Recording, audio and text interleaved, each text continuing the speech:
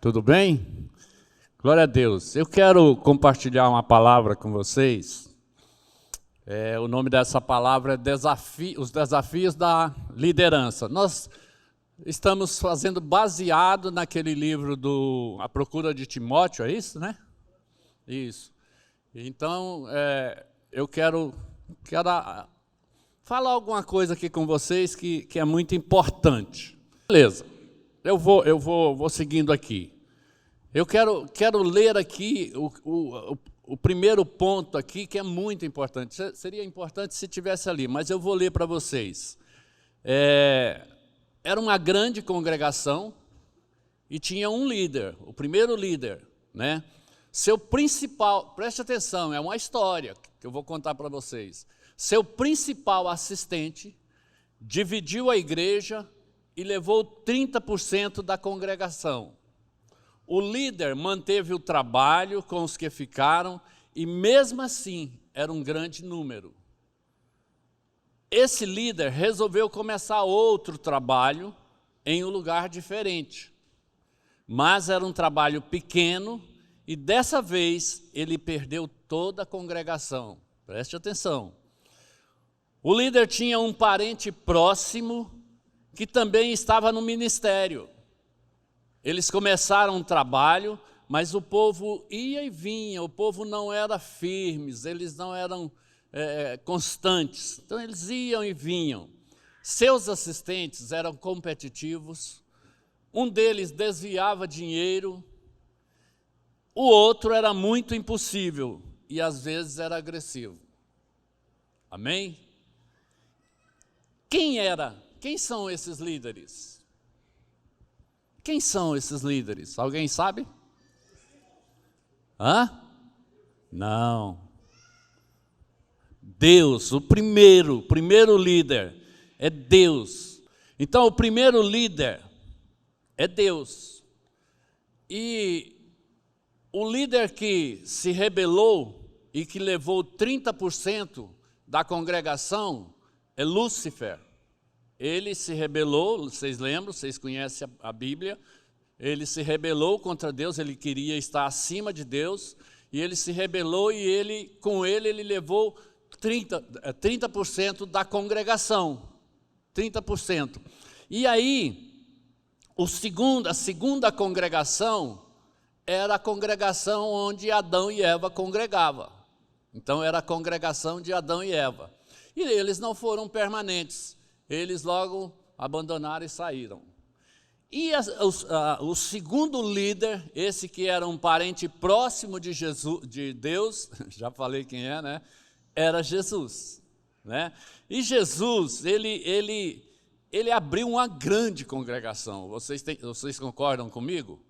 A congregação de Jesus era uma grande congregação, mas era uma congregação também de pessoas que iam e vinham, que não se firmavam, que estava um domingo ia, faltava 2. Quem conhece alguém assim, né? Era desse jeito a congregação de Jesus. E seus assistentes, os assistentes de Jesus, eram muito competitivos uns com os outros, né? E, inclusive, tinha um que metia a mão no cofre da igreja, não é verdade? E o outro era muito impossível e, às vezes, muito agressivo. Lembra que ele pegou a espada e cortou a orelha do soldado lá? Foi preciso Jesus pegar a orelha e colar de novo lá, porque o cara era muito impossível. Amém? Então, a pergunta preste atenção nessa pergunta.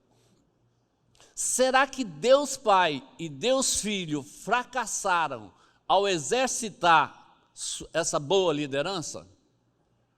Será? Será que eles ou será que foram os seus seguidores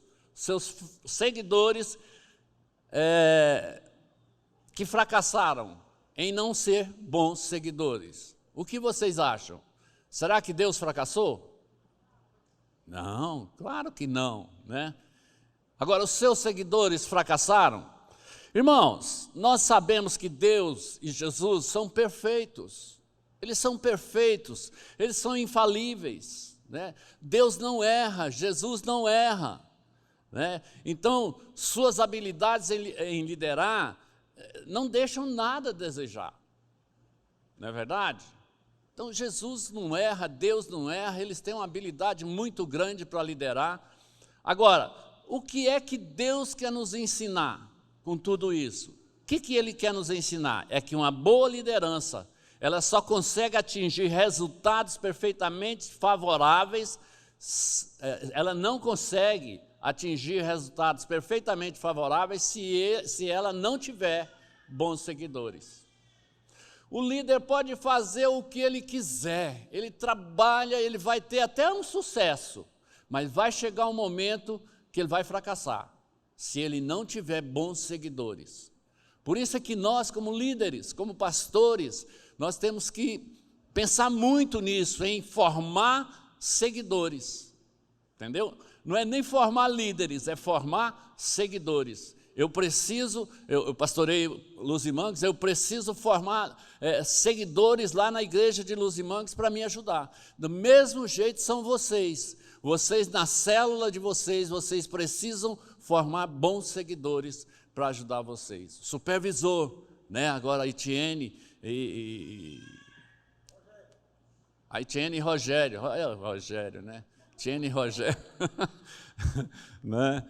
Que agora são supervisores. Vocês precisam formar seguidores. Que seguidores vocês vão formar?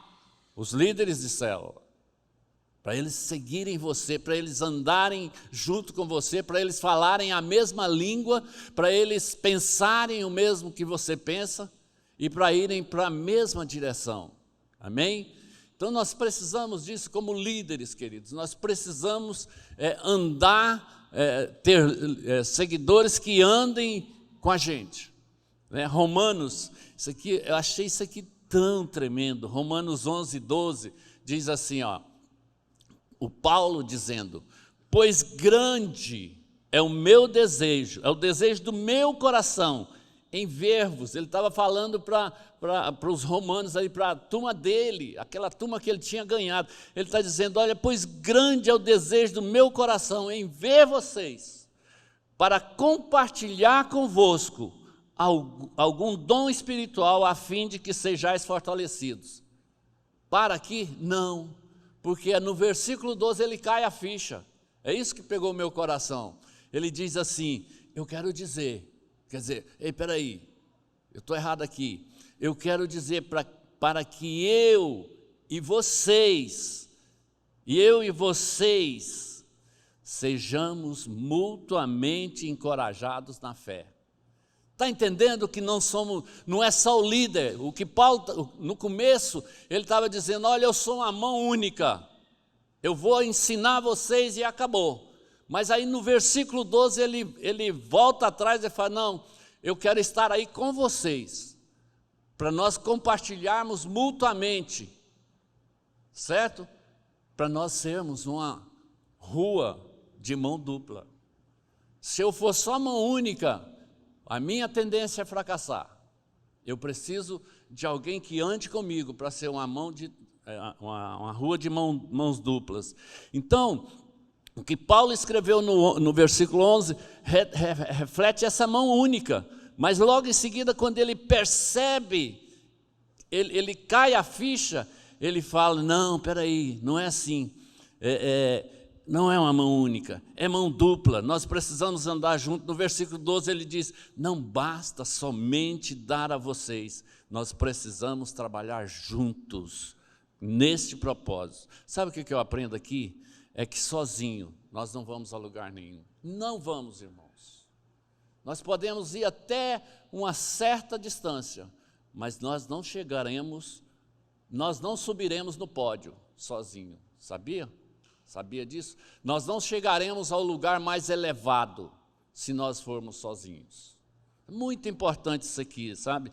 Nós, como líderes, fazemos a nossa parte, mas os nossos liderados têm a parte deles. Eles têm que fazer a parte deles e bem feito, para que tudo ande assim, bem juntinho, bem organizado, para dar certo lá na frente. E vai dar certo. Vai dar certo. Eu tenho experiências tremendas assim, que pessoas que a gente, no nosso ministério, de pessoas que nos ajudaram e a gente foi junto e subiu no pódio, certo? Então, o ministério não é uma mão única, não é, preste atenção. Quando as duas partes funcionam bem, todos nós vamos subir de nível, nós vamos no lugar mais alto, mais elevado, certo? E quando você subir no pódio, os seus liderados subirão junto com você. Isso é tremendo demais. Eu não posso subir nesse pódio sozinho, eu tenho que levar aquelas pessoas que me seguem para subir junto comigo, amém? Então, eu quero falar aqui com vocês bem rapidinho, eu quero falar assim, olha, que tem 3 coisas, preste atenção, tem 3 coisas que podem, eu não estou dizendo que às vezes com você não é, às vezes com o outro é, certo? Que podem ser correções que nós precisamos aprender. 3 coisas eu quero mostrar para vocês. Então preste atenção, que podem, talvez não seja você, mas talvez seja o outro que está passando por essa dificuldade. Primeira coisa, seja fiel no pouco. Seja fiel no pouco. Lucas 16:10 diz assim, olha, quem é fiel no pouco também é fiel no muito, e quem é desonesto no pouco também é desonesto no muito. Assim, se vós não fores justos em lidar com as riquezas deste mundo ímpio, quem vos confiará a verdadeira riqueza?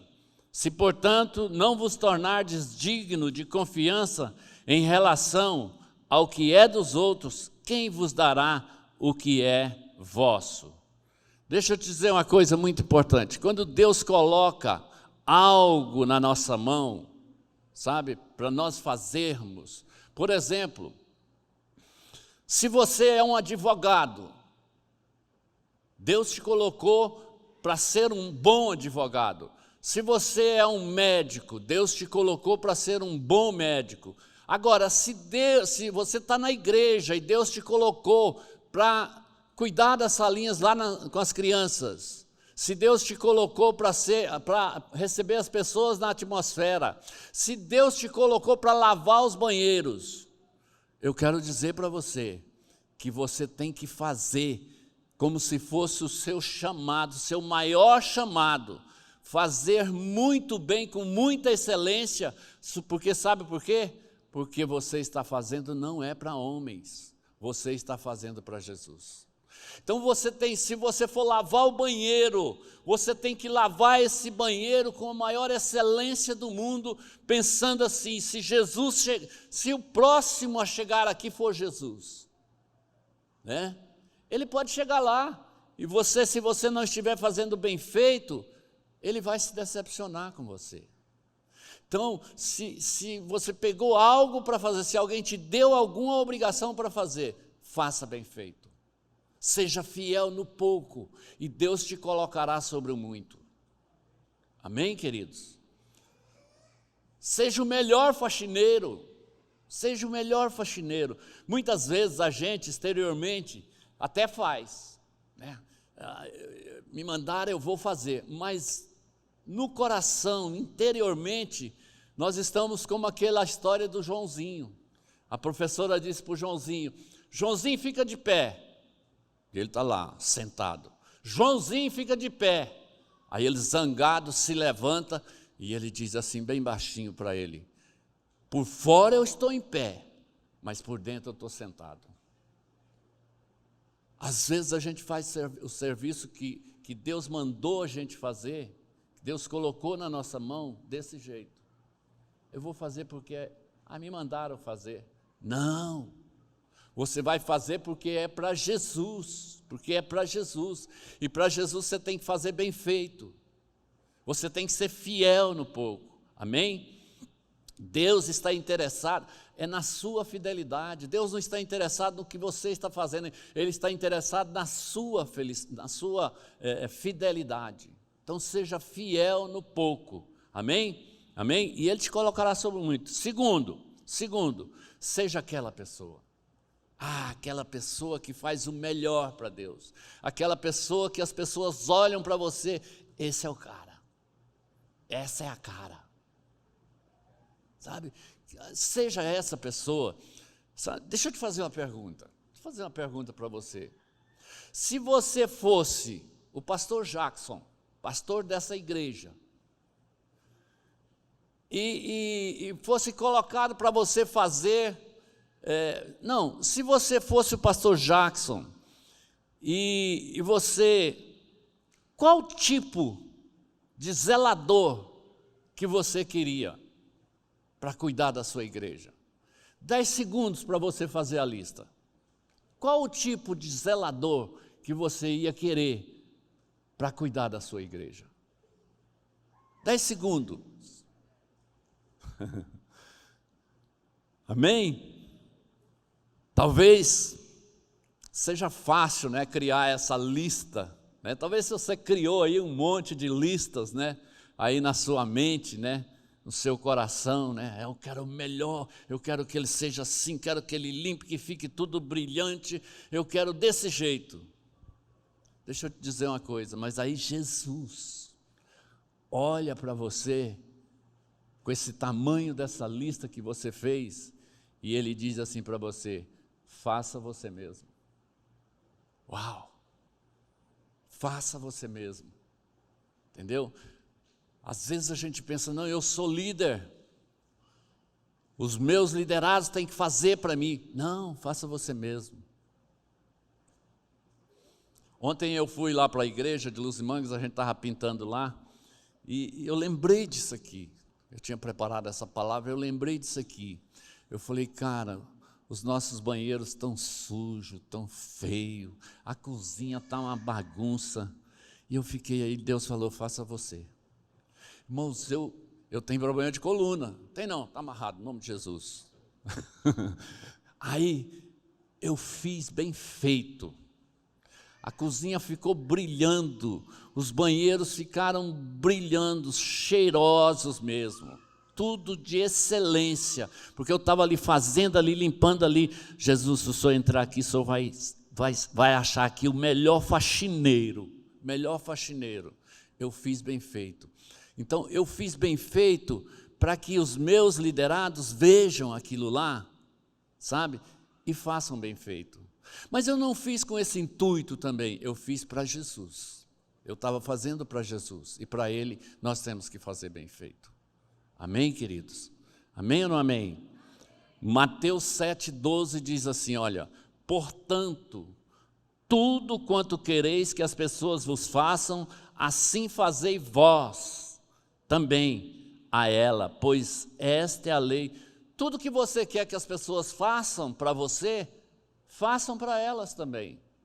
Façam bem feito, que aí elas vão fazer para você bem feito. É isso que Mateus está dizendo. Tem uma frase do Martin Luther King. Esse cara, acho que ele já morreu, né, pastor? Já morreu. Porque tem a frase, ele tem um negócio aqui. Ele foi o pastor da Igreja Batista nos Estados Unidos. Ele, em 1964, ele ganhou o Prêmio Nobel da Paz. E olha o que ele disse. Certa vez ele disse assim, ó, se um homem é chamado para ser um varredor de ruas, ele deve varrer as ruas da mesma maneira que Michelangelo pintou, que Beethoven compôs, ou que Shakespeare escreveu poesias. Olha só, ele deve varrer as ruas tão bem que todos os anfitriões do céu e da terra parem para dizer, olha só o que ele disse, aqui viveu um grande varredor de ruas, executor do seu trabalho com maior excelência. Uau! Que tremendo isso aqui, que coisa. Então, quando você for varrer a rua, quando você for lavar o banheiro, quando você for cuidar, for dar aula, for receber, faça para que as pessoas, sabe, os anfitriões vejam, aqui passou uma pessoa de excelência, fez o melhor serviço. Amém? Nós temos que aprender isso, a fazer o melhor, porque o melhor é para Deus. Quando nós estamos fazendo o melhor, nós estamos honrando o Senhor. Nós estamos dando honra ao Deus que que nos salvou, que deu o seu Filho para morrer por nós naquela cruz. Será que Ele merece honra? Aleluia. Terceiro lugar, para nós encerrarmos, faça o seu trabalho para o Senhor. Às vezes, que eu já disse, né? Às vezes nós estamos trabalhando para o Senhor, exteriormente nós estamos, mas interiormente, no nosso íntimo, nós estamos reclamando. Eu vejo isso demais. As pessoas estão fazendo, mas às vezes estão reclamando. Ah, por que me botaram para o banheiro? Por que não me botaram para limpar as cadeiras? Ah, por que não me botaram para fazer, para dar aula nas salinhas? Não, Deus te botou, foi no banheiro. É porque às vezes você está precisando. Lembra que eu falei? Pode ser você. A correção pode ser para ou você, ou pode não ser. Amém? Então, Colossenses 3:22 diz assim: escravos, servos, obedecei em tudo aos vossos senhores terrenos, não servindo apenas quando supervisionados, como quem age somente para contentar os homens, olha aí, mas trabalhando com sinceridade de coração, por causa do vosso temor ao Senhor, e tudo quanto fizerdes, fazei-o de todo o coração, como para o Senhor e não para homens, consciente de que recebereis do Senhor a recompensa da herança, é a Cristo Senhor que estáis servindo. Deus quer que nós tenhamos essa atitude de compromisso, de excelência no trabalho de cada um de nós. É isso que Deus quer de nós. Ele quer que sirvamos uns aos outros, da mesma maneira que gostaríamos de ser servidos. Ele quer que façamos tudo com excelência. Então, se alguém te manda fazer alguma coisa, faça bem feito, mas faça sem reclamar. Não seja um Joãozinho. Se você é um líder de célula, olha, presta atenção nisso aqui. Se você é um líder de célula, a sua célula, sabia que começa no domingo? Começa hoje a sua célula. Sabe por quê? Porque hoje você já começa a notar os pontos que te chamam a atenção. E durante a semana, você vai trabalhar isso que você copiou. Você vai trabalhar essa palavra, para que quando chegar o dia, você esteja bem preparado. Eu estou cansado de ver, irmãos, eu mexo com célula tem 20 e tantos anos. Eu estou cansado de ver líderes chegar na célula, na hora, vindo do trabalho, na hora chega lá, como é mesmo o nome da palavra? Está entendendo? O líder de célula tem que preparar tudo durante a semana. Distribui tarefas. Tarefa louvor para um, dinâmica para outro, e normalmente você fica com a palavra, certo? Mas prepare antes, não chegue na hora da célula sem ter nenhum preparo para a célula. Como é que nós vamos conquistar pessoas se o visitante chega na sua célula, ele vê um líder despreparado? Seja sincero, se você fosse o visitante, você voltaria? Onde tem uma célula que tem um louvor muito fraco, às vezes aquele louvor, não tem nada contra ele, aquele cara chorão, esqueci o nome dele, é bom esquecer o nome dele, né, pastor?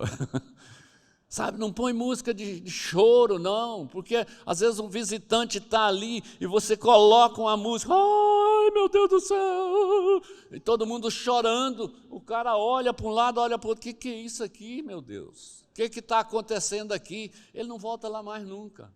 Por que isso, gente? Porque o líder não preparou a célula durante a semana, porque se ele tivesse preparado, ele tinha falado para a pessoa que ia fazer o louvor, cara, procure 2 músicas, uma bem alegre, uma de adoração, mas que todo mundo sabe, sem choro, alegre.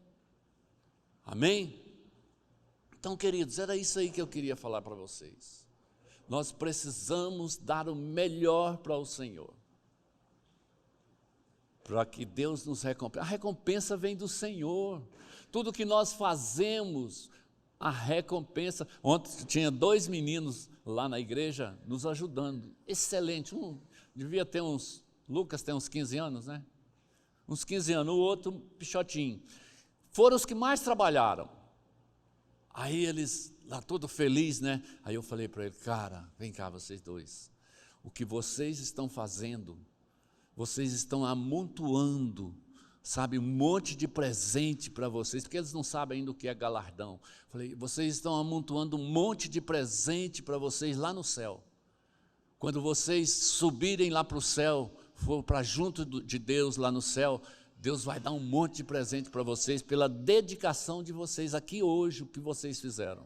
Eles fizeram mais do que alguns adultos lá, sabe?